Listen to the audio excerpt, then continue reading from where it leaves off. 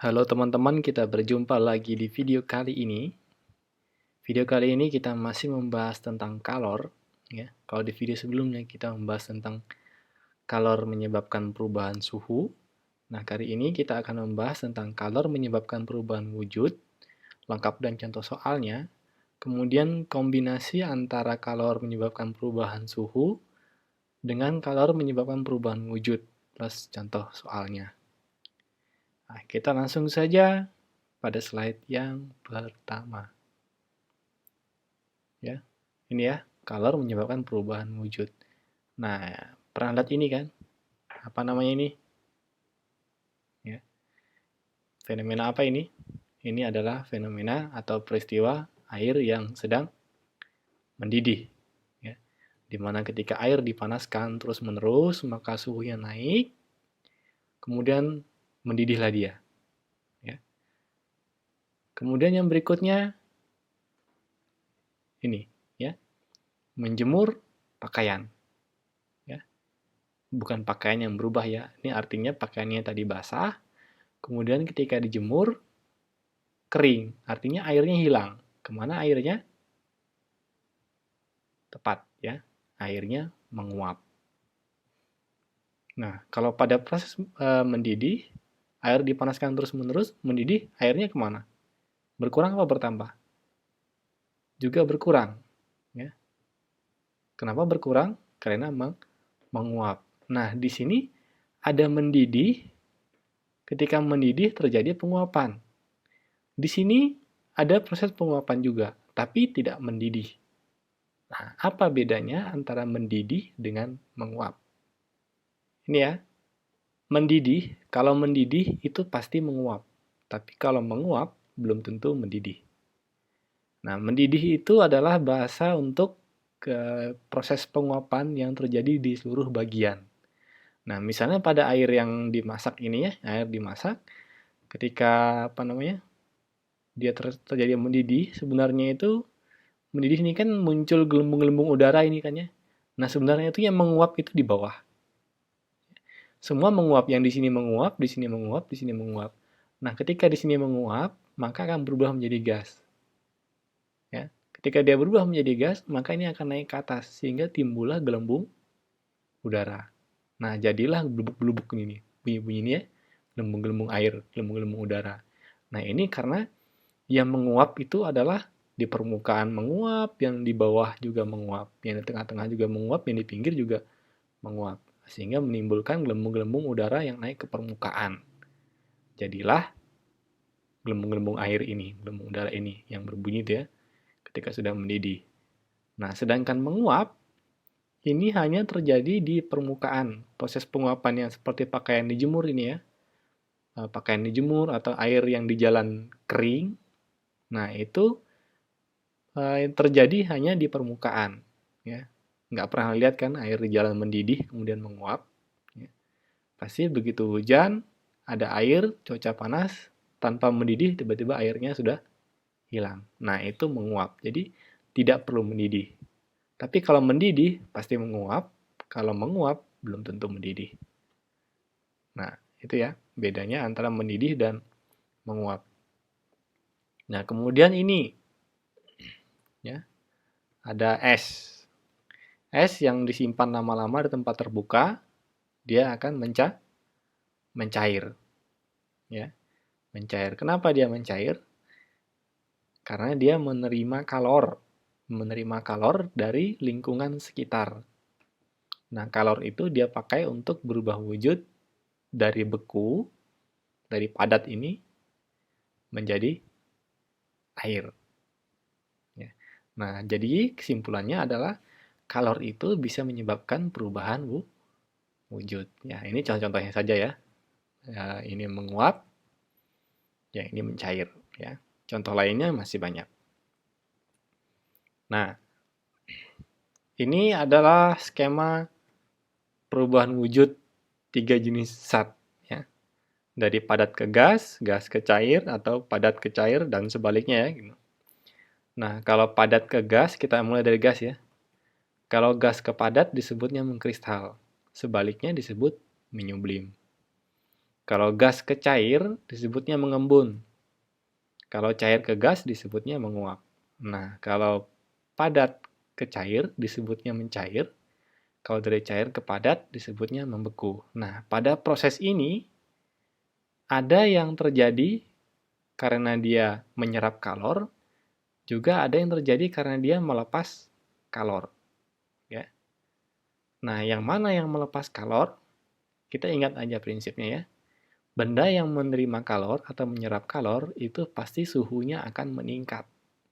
Sementara benda yang melepas kalor itu pasti suhunya akan menurun. Nah, sehingga kita bisa lihat di sini kalau misalnya gas ke padat, itu yang terjadi adalah suhunya menurun. Ya, suhunya menurun. Nah, itu artinya dia melepas kalor. Nah, jadi intinya yang garis-garis biru ini adalah yang melepas kalor. Sedangkan yang garis-garis merah ini adalah yang menyerap kalor. Nah, mengkristal, tambahannya, mengkristal ini kadang disebut juga menyublim. Ya, ini menyublim, ini menyublim. Jadi, harus melihat PG-nya, ya, pilihan PG-nya bagaimana.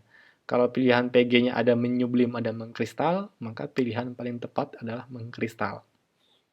Tapi kalau di soal PG-nya tidak ada, pilihan PG-nya tidak ada mengkristal, adanya menyublim, maka pilihlah menyublim.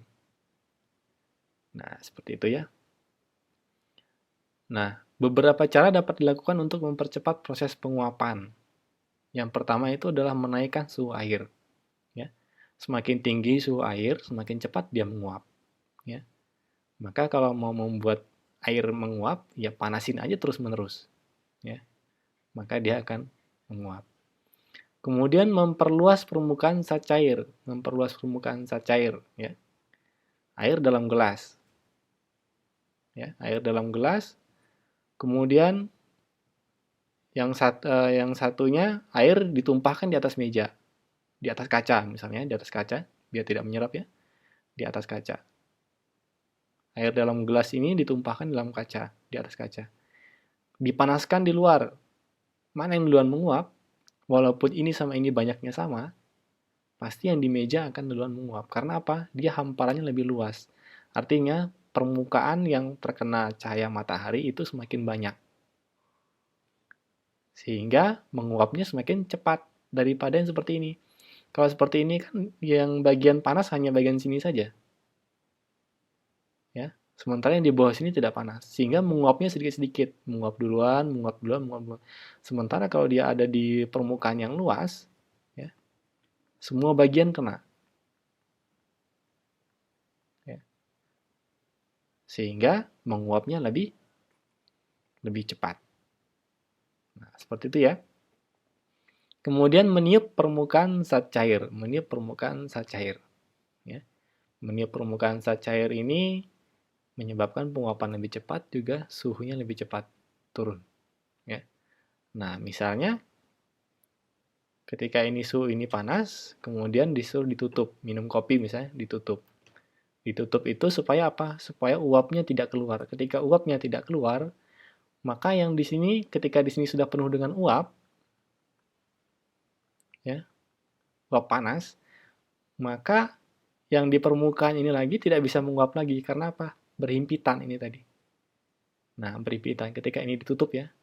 Ketika ini ditutup.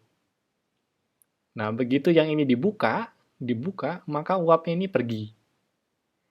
Ya, dibuka dan kita tiup, maka uap-uap yang ada di atas ini dia akan bergeser. Ketika uap ini bergeser, maka di atas ini kosong. Nah, ini menguap lagi permukaan. Begitu seterusnya. Sehingga ketika dia menguap, tiup, menguap, tiup, menguap, tiup, menguap, tiup, maka menjadi suhunya menjadi lebih cepat turun. Ya, itulah yang kamu lakukan ketika minum kopi terlalu panas dengan meniup permukaannya. Nah, ya. Nah, itu juga mempercepat penguapan. Tapi Pak, nggak sempat habis kopinya waktu ditiup, ya nggak segampang itulah ya. Tidak segampang itu.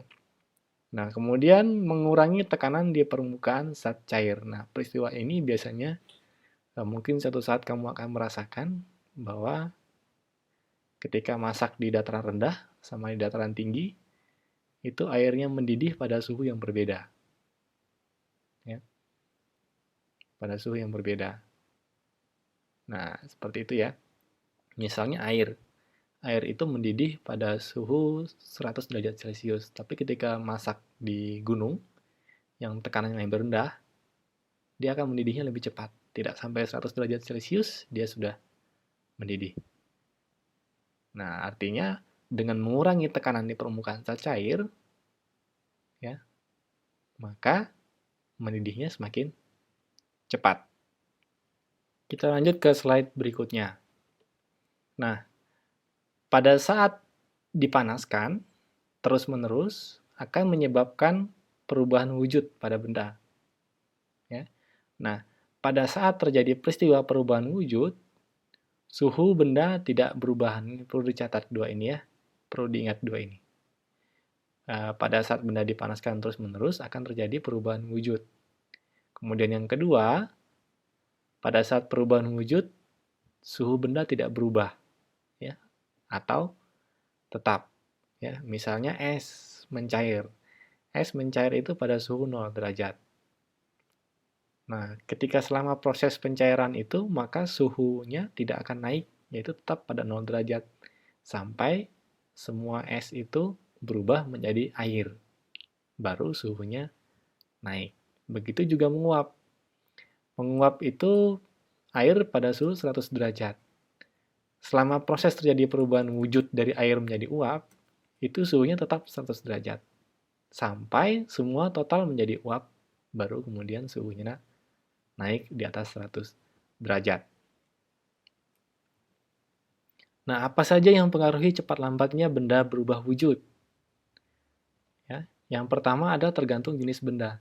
Kalau di kalor yang menyebabkan perubahan suhu kemarin, kita punya yang namanya kalor jenis, ya, di mana kalor jenis itu setiap benda berbeda, ya, setiap jenis benda berbeda. Nah, hal itu juga terjadi pada perubahan wujud. Nah, jenis benda mempengaruhi cepat lambatnya perubahan wujud. Nah, itu yang dinamakan dengan kalor laten. Ya.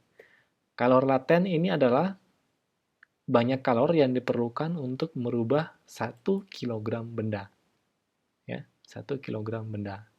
Nah, kalor laten sendiri dibagi menjadi dua. Ya. Kalor laten sendiri dibagi menjadi dua. Ada yang namanya kalor lebur, ya, kalor lebur, dan yang satunya adalah kalor uap. Ya, ada dua kalor laten. Nah, misalnya, nah ini kalor lebur ya. Kalor lebur ini adalah bagian dari kalor laten.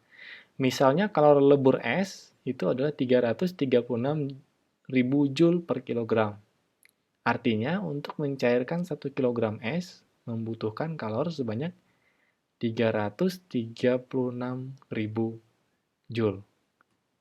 Nah, artinya kalau angka ini semakin besar, angka kalor lebur es semakin besar, maka semakin lama benda itu berubah wujud. Ya, semakin lama benda itu berubah wujud. Semakin kecil angka ini, kalor latennya, maka dia semakin cepat berubah wujud. Ya. Nah, kemudian yang kedua adalah massa benda. Nah, dari sini udah kelihatan 1 kg es itu butuh sekian. Berarti kalau 2 kg es butuh 2 kalinya ini. 3 kg es butuh 3 kalinya ini. Nah, maka dari itu massa benda juga mempengaruhi. Semakin besar massanya, semakin lama dia berubah wujud, ya. Contohnya kamu mau mencairkan es yang ukurannya segelas, ya, dibandingkan dengan es yang ukurannya satu blender, ya, satu blender gede tuh ya. Mana yang cepat menguap? Jelas yang satu gelas itu lebih duluan menguap mencair. Jelas yang ukurannya segelas itu lebih cepat mencair daripada yang ukurannya seblender. Nah, ini tentang kalor laten. Nah, banyak kalor yang diperlukan untuk perubahan wujud dapat dicari dengan persamaan sebagai berikut. Ya. yaitu Qm kali L, dan Q sama dengan M kali U. M-nya ini adalah massa, kilogram atau gram ya. Q itu adalah kalori yang diperlukan atau jumlah kalor, joule atau kalori biasanya. Kemudian L ini adalah kalor laten, atau disebut juga kalor uap, atau disebut juga kalor lebur. Nah, kalau kalor uap, kalor lebur itu L, kalau kalor uap itu U. Cuma, kalau saya sih lebih fokus pada satu saja, karena sama aja ya. Sama aja. Fokus yang satu. Anggap aja L-nya ini adalah dari kata latennya. Ya, dari kata laten. Salah satu saja. Ya. Sehingga nanti kalau ditanyakan kalor uap, ya tetap aja yang kita cari adalah L. Kita lanjut ke contoh soal. Berapa banyak kalor yang diperlukan untuk mencairkan 4 kg es yang memiliki kalor lebur 336 Joule per kilogram? Ya. Ini berarti yang diketahui masanya 4 kg. Kemudian kalor lebur, berarti L ya. Kalor lebur itu 336.000 Joule per kilogram.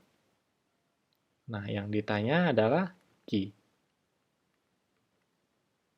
Nah, sehingga bisa kita jawab ya, bahwa Q itu sama dengan M kali L. Tidak ada suhu. Kenapa tidak ada suhu? Karena untuk perubahan wujud itu tidak perlu delta T. Tidak seperti teori tadi ya, seperti yang awal tadi dikatakan bahwa ketika berubah wujud itu suhu benda tidak berubah. Maka di sini tidak ada suhu. Ya, tidak ada suhu. Maka ini berarti 4 kilo. Ini kilogram berarti sudah tidak ada yang diubah ya. Kemudian L-nya 336.000. Tinggal dikali ya itu. 4 dikali 336.000. Yaitu 1.344.000 Joule. Atau 1.344 kilo Joule. Seperti itu. Kalau misalnya dicari L atau M gimana? Ya pakai saja rumus segitiga nih ya. Nah, berarti Q-nya yang atas, ML yang ada di bawah. Kalau mencari M berarti Q bagi L, kalau mencari L berarti Q bagi M. Nah, soal yang sebelahnya, berapa banyak kalori yang diperlukan untuk menguapkan 1 gram alkohol yang memiliki kalor lebur 853.000 Joule per kilogram? 1 gram ini ya kira-kira tetes alkohol yang biasa netes di tangan kamu. Ya. Pernah kan ya? Tanganmu ketetesan alkohol, tiba-tiba alkoholnya hilang dan tanganmu menjadi dingin. Ya. Nah, ini berarti yang diketahui ini massa ya. Massa ini 1 gram. 1 gram. Kemudian kalor leburnya L. Bukan kalor lebur ya, ini kalor uap ya. Jadi menguapkan alkohol, untuk menguapkan alkohol. Maka ini berarti L, tetap L ya, 853.000 Joule per kilogram. Nah, yang ditanya adalah Q. Nah, kita lihat ini ya. Ini kilogram, ini gram. Maka ini kita jadikan kilogram, yaitu 0,001 kilogram. Baru kita masukkan bahwa Q itu sama dengan M kali L. M-nya kita masukkan 0,001 dikali dengan L-nya 853.000. Ya. Nah, berapa ini? Yaitu 853 Joule. Kecil ya.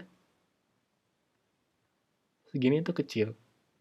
Nah, jadi inilah yang terjadi ketika tanganmu, saya gambar tangan, Nah, anggaplah gini ya, tangannya kesengat tahun. Ya. Nah, ketika ada alkohol di sini, tetesan alkohol, tiba-tiba alkoholnya hilang, menguap, dan tanganmu, ya, di sini ya, alkohol menguap,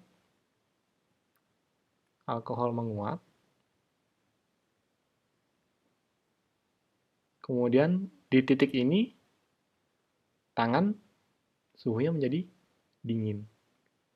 Nah, ini yang terjadi apa? Si alkohol mengambil energi panas dari tanganmu ini, di titik ini, sama alkohol itu digunakan untuk menguap, sehingga hilanglah alkohol. Sementara tanganmu yang tadinya ditempatin alkohol ini, kehilangan kalor, karena kalornya diambil oleh alkohol tadi. Karena kehilangan kalor, maka tanganmu yang ada alkoholnya tadi menjadi dingin. Nah, seperti itulah. Nah, biasanya untuk soal perubahan wujud ini, dia akan digabung dengan perubahan suhu. Contohnya seperti ini. Ya. Banyak kalor yang diperlukan untuk mengubah 200 gram es dari suhu min 10. Nah, lihat ya. Suhunya dari min 10 menjadi uap bersuhu 100 derajat. Uap suhunya 100 derajat. Nah, ini diketahui nih, kalor lebur es sekian, kalor jenis es, kalor jenis air, kemudian kalor uap air sekian. Semua ada ya. Ini perlukan ada. Nah, ini kan berarti gabungan. Ya, gabungan antara perubahan wujud dengan perubahan suhu. Karena apa? Suhunya dari min 10 menjadi 100. Ya. Nah, bagaimana menyelesaikan soal yang seperti ini? Nah, caranya seperti ini. Kita sudah mempelajari tentang kalor menyebabkan perubahan wujud yang dapat dihitung menggunakan Q sama dengan M kali L. Ya. Yang M kali U kita abaikan saja, kita pakai 1 aja. Sama aja ya, karena sama aja. L ini dari kata Latin. Q sama dengan M kali L ini untuk perubahan wujud. Sedangkan untuk yang menyebabkan perubahan suhu, kita sudah pelajari Q itu sama dengan M kali C kali delta T. Nah, catatan penting lainnya adalah yang ini nih. Es itu mencair di suhu 0 derajat. Air menguap di suhu 100 derajat. Ya.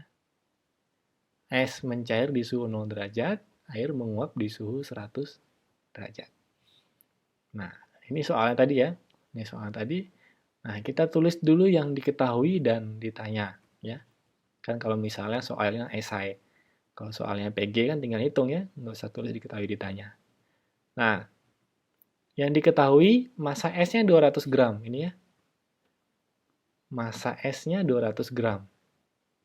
Kemudian kalor lebur es, atau kita sebut saja kalor laten es yang lebur, 80 kalori. Kemudian yang kalor laten untuk uap adalah 540 kalori. Ya, 540 kalori per gram. Kemudian C itu ada kalor jenis kan C ya simbolnya. Untuk S itu 0,5. Nah, sini saya kasih simbol S. Karena kemudian yang untuk air itu 1 kalori per gram Kelvin. Nah, ingat, Kelvin sama Celsius untuk delta T-nya sama. Jadi ini tidak perlu diubah ke Kelvin. Ya. Ingat ya, untuk Celsius dengan Kelvin, nilai delta T-nya itu selalu sama. Jadi suhu ini tidak perlu kita ubah ke Kelvin. Ya. Nah, sekarang kita cek dulu satuannya. Gram, gram, gram, gram, gram. Oke ya. Kalori, kalori, kalori, kalori. Jadi tidak ada yang perlu diubah. Nah, sekarang kita masuk ke cara menjawabnya dengan mengingat yang ini nih. Ya, mengingat yang ini. Es mencair di suhu 0 derajat, air menguap di suhu 100 derajat. Nah, padahal di sini suhunya min 10. Sementara es mencair di suhu 100 derajat.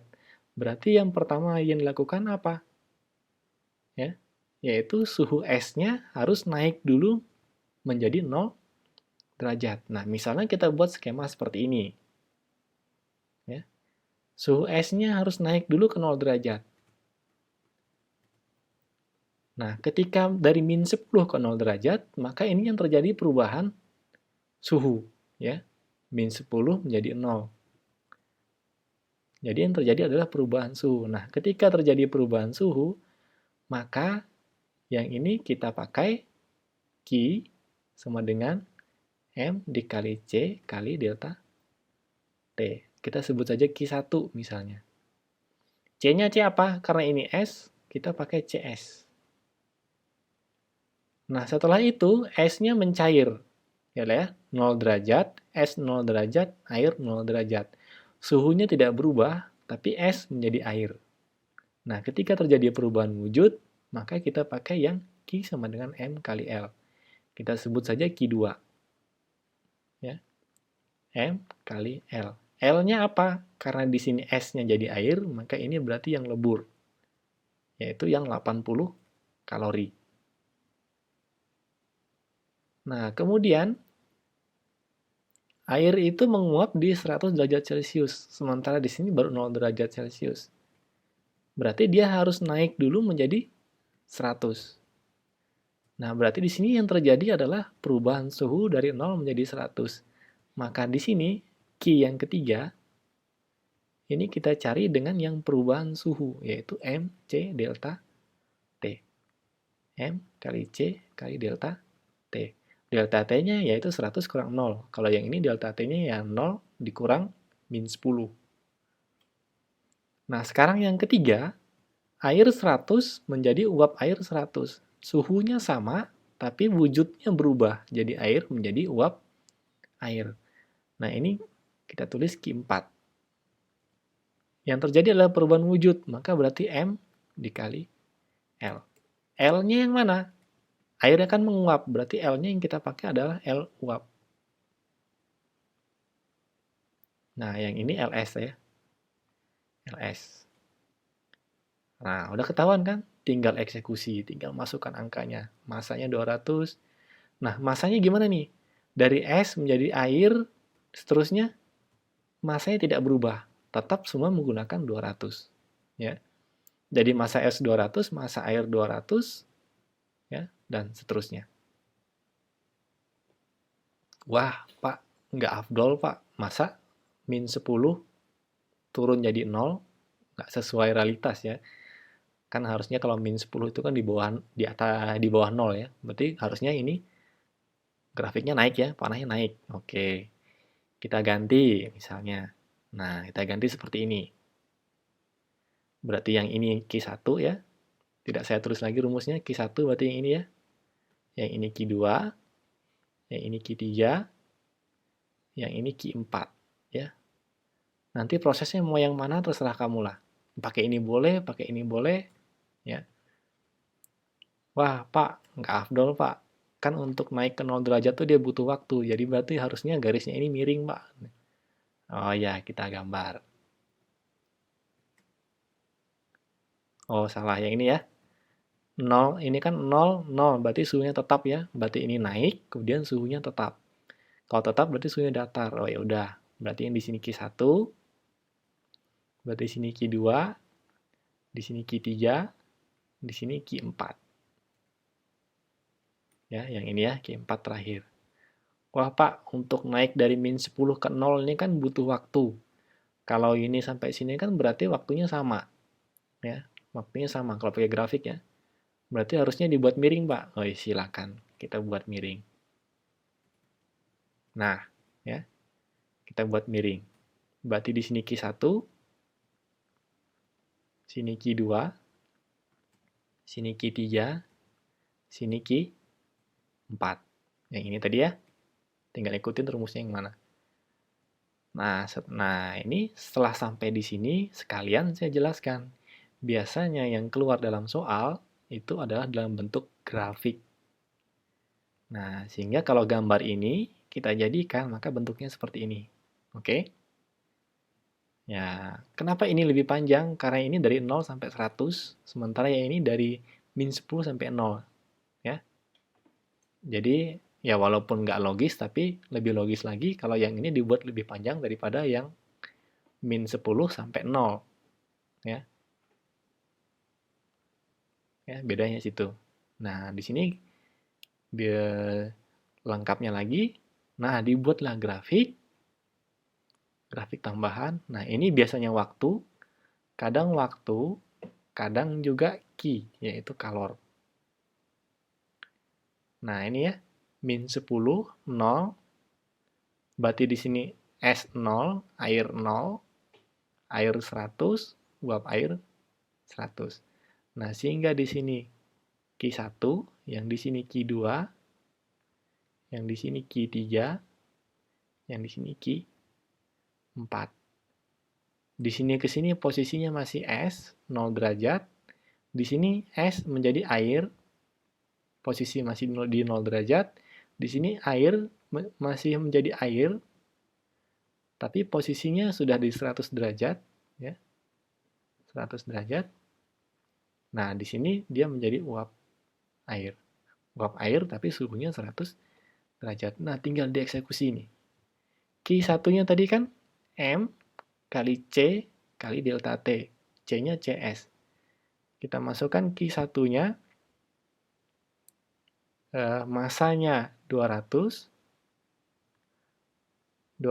dikali CS-nya itu adalah 0,5 dikali delta T-nya,